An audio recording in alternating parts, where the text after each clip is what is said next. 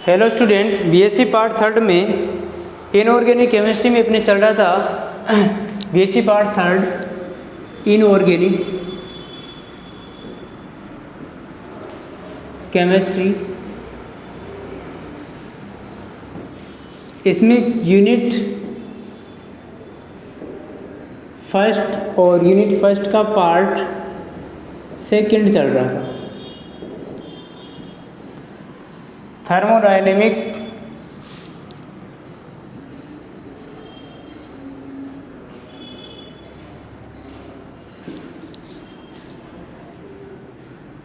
And kinetic aspect of metal complex. और इसमें अपन पढ़ चुके थे थर्मोडायनेमिक स्टेबिलिटी और काइनेटिक स्टेबिलिटी दोनों के बारे में पढ़ चुके थे। आज अपन धातु संकुलों का ऊष्मागतिकी स्थायित्व के बारे में पढ़ेंगे और उसमें भी अपन पदवार स्थायित्व स्थिरांक के बारे में पढ़ेंगे और एक समग्र स्थायित्व स्थिरांक के बारे में पढ़ेंगे। स्टेप वाइज स्टेबिलिटी कांस्टेंट और ओवरऑल स्टेबिलिटी कांस्टेंट के बारे में पढ़ेंगे। तो ये जो धातु संकुलों का ऊष्मागतिकी स्थायित्व आज का जो टॉपिक है, धातु संकुलों का ऊष्मागतिक स्थायित्व। Thermodynamic stability of metal complexes. आपको पता है कि संकुल जो होता है, संकुल निर्माण या संकुलन के समय जो मेटल जो होता है एक क्षार अभिक्रिया यानी कि अम्ल क्षार अभिक्रिया होती है जिसमें लिगेंड इलेक्ट्रॉन युग्म दान करता है। तो लिगेंड तो क्या है? लिगेंड एक बेस है और मेटल क्या है? एसिड है।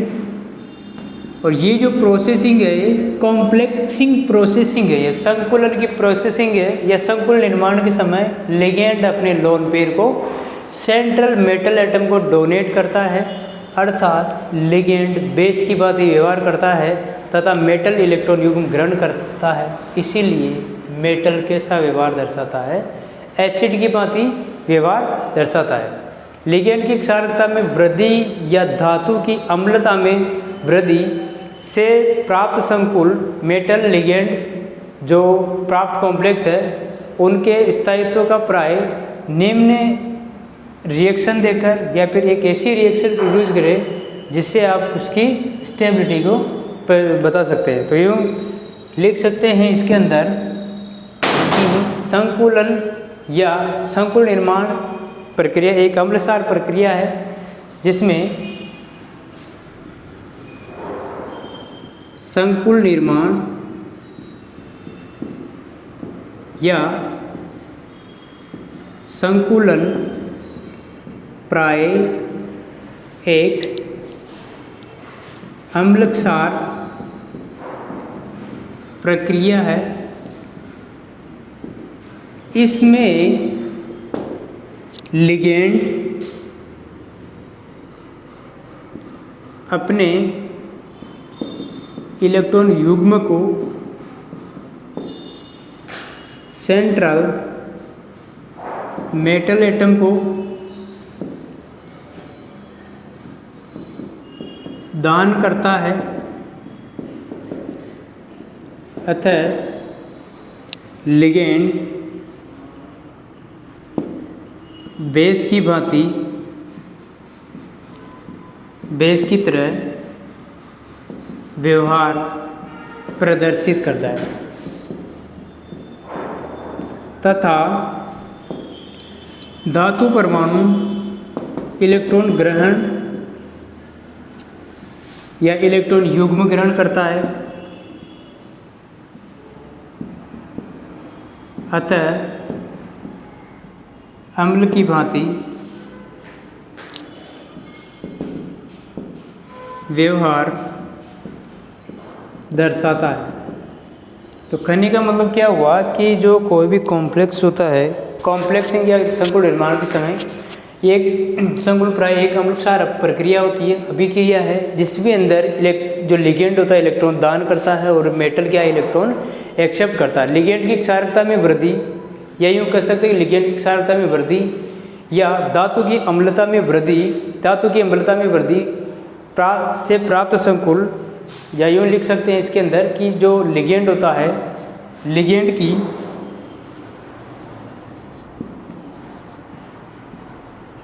क्षारकता में वृद्धि एवं मेटल की अम्लता में वृद्धि, दोनों की एसिडिक स्ट्रेंथ और बेसिक स्ट्रेंथ, मेटल और लिगेंड की क्षारकता में वृद्धि से प्राप्त संकुल, वृद्धि से प्राप्त संकुल मेटल लिगेंड प्राप्त संकुल के स्थायित्व को निम्न रिएक्शन से प्रदर्शित करते हैं। जैसे कोई एक रिएक्शन है जिसमें क्या है मेटल और लिगेंड का क्या हो रहा है, फॉर्मेशन हो रहा है, उसके लिए के या उष्मागतिकी स्थायित्व के या बीटा एन को समक्ष, जैसे रिएक्शन लिख देता हूँ मेटल प्लस एन, ये मेटल और एन लिगेंड लिया है, इससे मेरे कॉम्प्लेक्स बनता है मेटल लिगेंड ये वाला, ये कोई कॉम्प्लेक्स बना।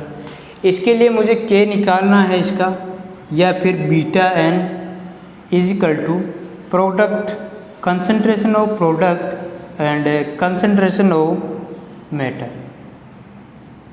इस तरीके से क्या है, इसके लिए इस इक्वेशन के लिए ये कोई साम्य स्थापित हुआ है, इक्विलिब्रियम, इसमें प्रोडक्ट की कंसंट्रेशन एंड रिएक्टेंट की कंसंट्रेशन, इसको इक्वेशन नंबर 1 दे सकते हैं। तो कहने का मतलब क्या हुआ कि जो बीटा एन है ये वाला उष्मागतिकी स्थायित्व को दर्शाता है। इसके अंदर इसमें संकुल निर्माण में ऊर्जा परिवर्तन को ज्ञात कर सकते हैं। बीटा एन से संकुल के निर्माण में ऊर्जा के परिवर्तन को क्या किया जा सकता है, ज्ञात किया जा सकता है। तो इसमें ऐसे लिख सकते हैं कि जो रिएक्शन है, इस रिएक्शन से या संकुल निर्माण में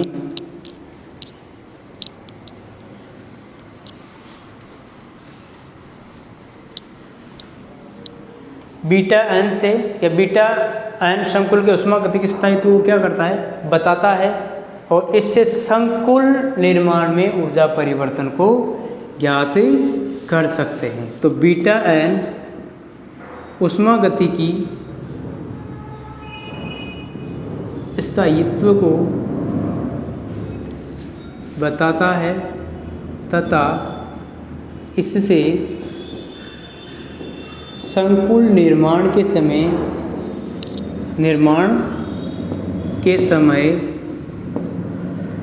ऊर्जा परिवर्तन को बताया जा सकता है।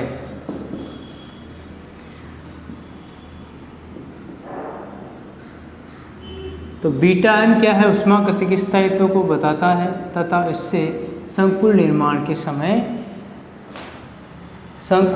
के समय ऊर्जा परिवर्तन को बताया जा सकता है, ज्ञात किया जा सकता है। तो इस बीटा एन से किसी भी कॉम्प्लेक्स के फॉर्मेशन में एक्सचेंज एनर्जी या formation of changes energy of complex को डिनोट कर सकते हैं, बता सकते हैं। तो ये हो गया उष्मागतिकी स्थायित्व, किसी भी संकुल या धातु संकुलों का उष्मागतिकी स्थायित्व। आगे जो अपना टॉपिक है वो वैसे तो स्थायित्व स्थिरांक से है, लेकिन पदवार स्थायित्व स्थिरांक पदवार स्थायित्व स्थिरांक तथा समग्र स्थायित्व स्थिरांक। स्टेप वाइज स्टेबिलिटी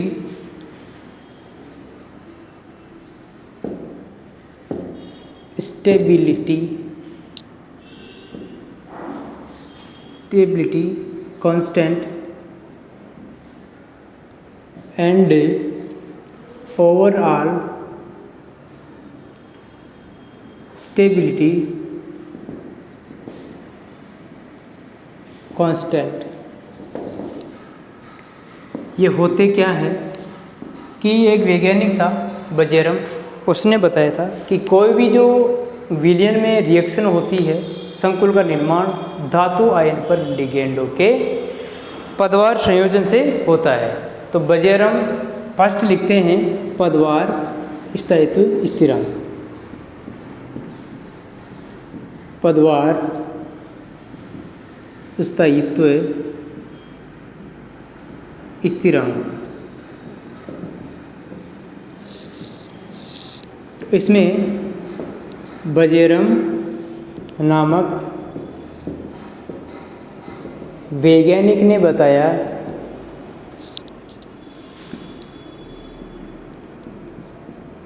कि विलयन के अंदर, विलयन में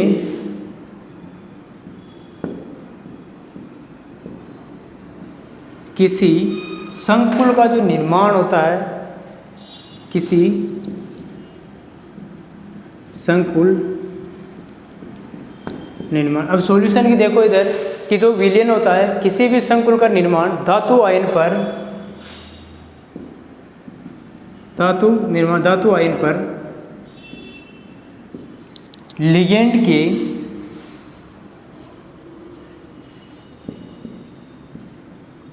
पदवार या क्रमशः पदवार संयोजन से होता है।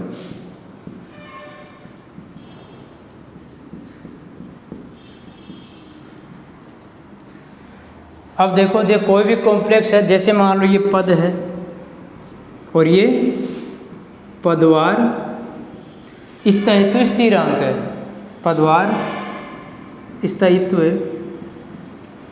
स्थिरांक बीटा एन, या इसको कैसे भी या Q1 से भी डिनोट कर सकते हैं। जैसे कोई ये मेटल है, ये लिगेंड के कांटेक्ट में आकर क्या बनाता है, मेटल लिगेंड इस तरीके से बनाता है। इसको मैं इससे कह दूँ कि ये क्या है, K1 है। जैसे मान लो इस मेटल के साथ में क्या जुड़ेगा,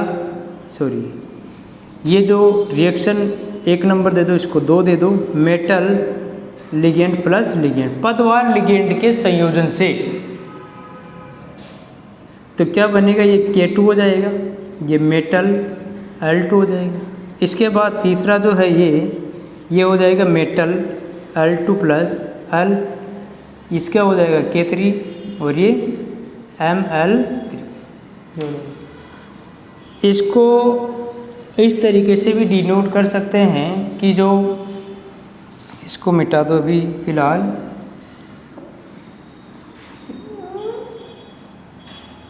ये अलग से बता देता हूँ मैं, या यहाँ नीचे तक आएगा नहीं है। पदवार स्थायित्व स्थिरांक को थोड़ी जगह कम पड़ेगी, सही से लिख देते हैं। ये पद है, पदवार स्थायित्व स्थिरांक। जैसे मेटल के क्या है, लिगेंड का पदवार संयोजन से किसी भी कॉम्प्लेक्स का क्या होता है, जो निर्माण होता है, बजेरम ने बताया था M और L, इससे बनेगा K1 मेटल लिगेंड। अब ये मेटल लिगेंड के अटैच में और दूसरा लिगेंड आएगा जो संयोजन करके क्या बनाता है, कॉम्प्लेक्स बनाता है मेटल L2। ये मेटल लिगेंड के कांटेक्ट में आकर वापस क्या बनाता है Ml3। ये इक्वेशन ये 1 है, ये 2 है, ये 3। इसके लिए बीटा n निकाले या K1 निकाले। इसके लिए पदवार स्थायित्व स्थिरांक K1, इसको Q1 भी बोल सकते हैं। यदि Q1 होगा तो यहाँ Q1 हो जाएगा और ये क्या हो जाएगा Q2 हो जाएगा, ये Q3 हो जाएगा। तो K1 की जगह ये भी ले सकते हैं। तो प्रोडक्ट की कंसंट्रेशन अपॉन रिएक्टेंट मेटल और ये लिगेंड इस तरीके से हो जाएगा। अब दूसरी बात क्या है कि जो ये Q2 है ये Q2 या K2 हो जाएगा, Ml2 डिवाइड बाई Ml और L। इसके लिए K3 निकालो, Ml3 डिवाइड बाई Ml2 और Ml। इस तरीके से क्या है इक्वेशन नंबर इसको 1 दे दूँ, ये 2 हो जाएगा, ये 3 हो जाएगा। ओवरऑल देखा जाए n निकाले इसके लिए, n के लिए मेटल लिगेंड के लिए, मेटल प्लस n लिगेंड के लिए, तो क्या हो जाएगा इसके लिए Kn, जैसे मैंने इसके लिए K1 निकाला था, Kn के लिए क्या हो जाएगा Kn, तो ये बन जाएगा Ml। और जो Kn इधर निकालेंगे Kn इजिकल टू क्या हो जाएगा, Kn इजिकल टू जैसे मान लो कि ये जो बना है आपके मेटल लिगेंड, तो इसमें क्या है ऐसे बना होगा नहीं है n के लिए मेटल n-1 L, ये हो जाएगा प्लस L, तो क्या हो जाएगा ये बना होगा इसके लिए m-1 प्लस लिगेंड और मेटल लिगेंड, या n कुछ भी हो सकता है मेटल में से 1 निकालने में क्या हो जाएगा मेटल लिगेंड n हो जाएगा। अब इसको देखो इधर कि ये जो बना है metal Mn divide by Mn-1 L, इसमें L जो ये होगा metal ligand minus metal ligand, ये है मेटल लिगेंड n-1, तो मेटल लिगेंड n-1 और लिगेंड, ये इसके लिए क्या हो जाएगा 1, 2 और 3।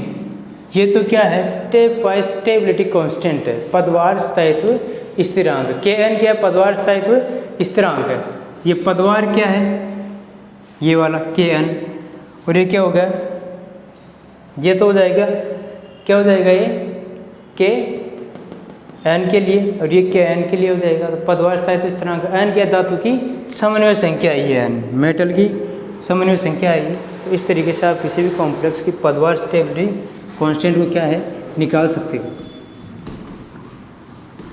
अब जो है आपके समग्र स्थायित्व स्थिरांक,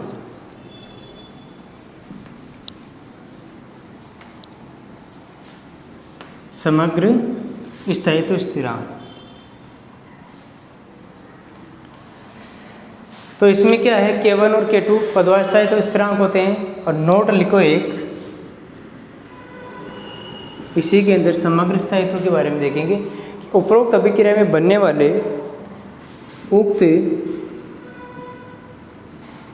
रिएक्शन में बनने वाले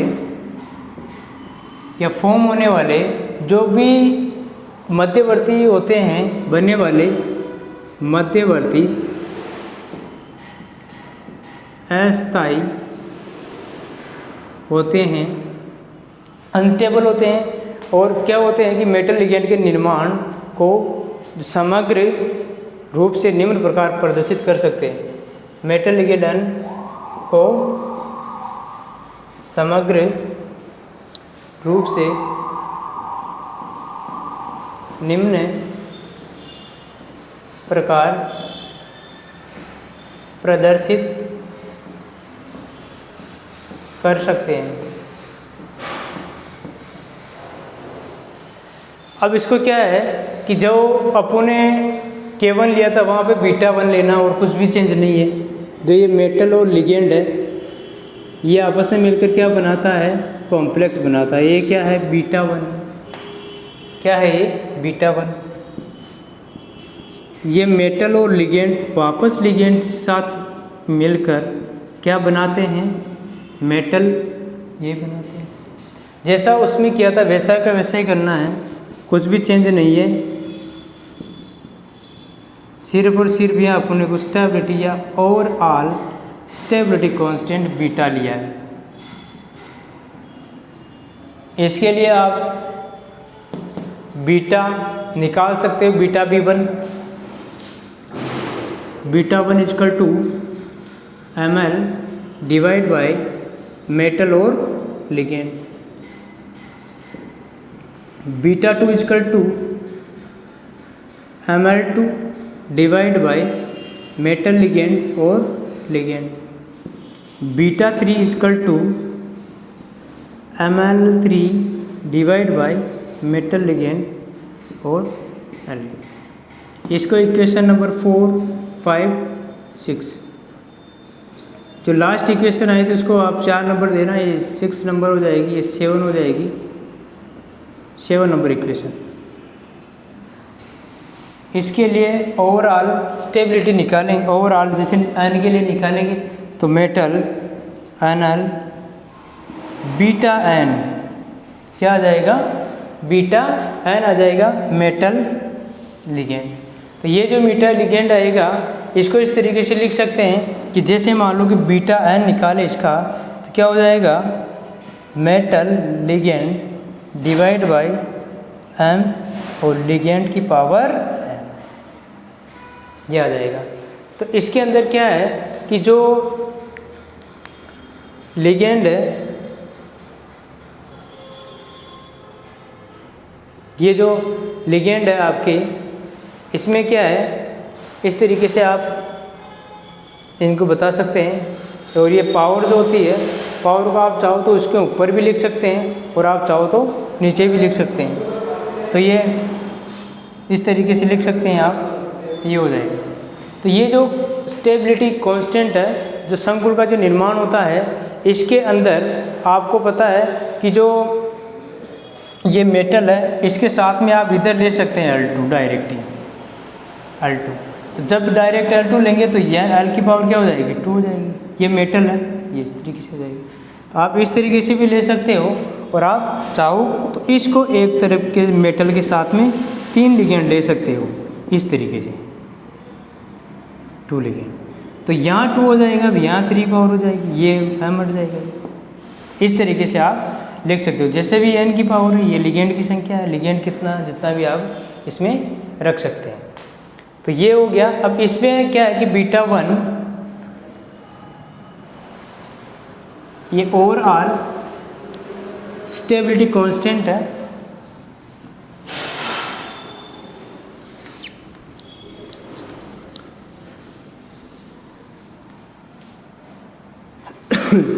β1 β2 β3। ये जो β3 है यह भी यूँ कर सकते हैं कि बीटा एन समग्र या ओवरऑल स्टेबिलिटी कांस्टेंट या समग्र विरचन स्थिरांक कहलाते हैं, को ओवरऑल स्टेबिलिटी कांस्टेंट या फॉर्मेशन ऑफ स्टेबिलिटी कांस्टेंट।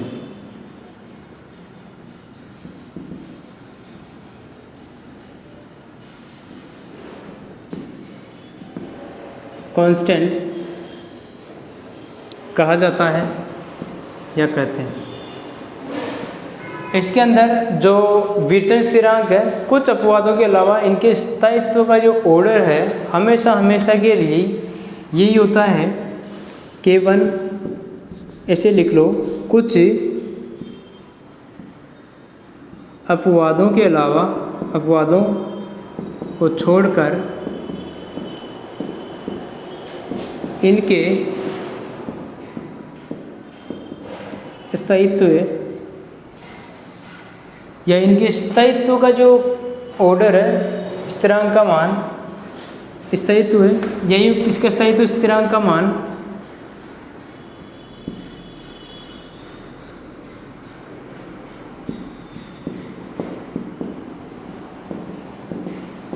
क्रमशः K1 K2 एंड K3 होता है। ये इस ऑर्डर के अंदर होता है Kn-1 और Kn।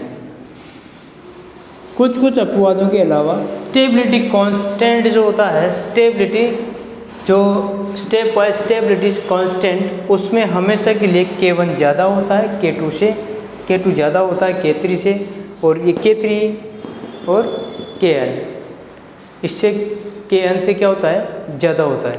तो आज के इस टॉपिक में अपन ने चर्चा की थी एक तो स्टेप वाइज स्टेबिलिटी कांस्टेंट और एक समग्र स्थायित्व के बारे में। तो समग्र स्थायित्व के बारे में और पदवार स्थायित्व के बारे में आपको समझ में आया होगा। नेक्स्ट क्लास में नेक्स्ट टॉपिक के बारे में चर्चा करेंगे। जब तक के लिए thank you so much, have a nice day.